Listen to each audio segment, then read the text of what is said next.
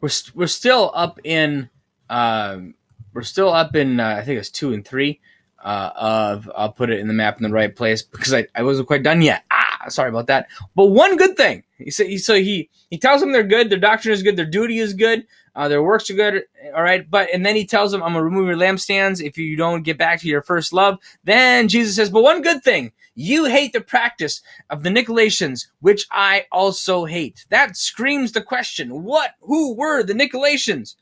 So I looked it up. I read in a bunch of different places, and what they were modernist.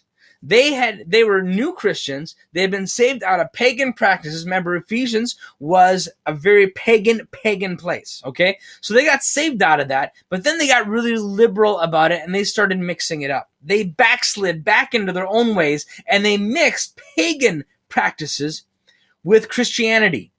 And God doesn't just threaten to remove their lampstand; He hates them. Okay. Now the Ephesians also hated those practices. Okay, but God does this wishy-washy stuff where you kind of mix it together. Man, you go all through the Bible. God never has any patience for that. Okay, winking at sin, it's never going to work. And so even if it causes hardship, it just never works.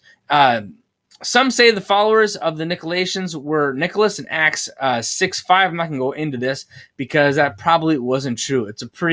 It's from Antioch, another sinful city. He was a pagan, converted to Judaism. However, it's very flimsy, and we will waste no more time on it now. Now, these Nicolaitans were part of the Gnostics, and this is the beginning of the Gnostic Gospels. These were guys who wrote books, and they called it parts of the Bible that weren't true. I mean, they never knew Jesus. They weren't the people they said they were. Not canonized. Canonization is the process by which the scripture was tested and revealed. In other words, that's how we got our 66 books of the Bible were in the canonization process. You want to learn more about that? Click on this link. It'll tell you all about that.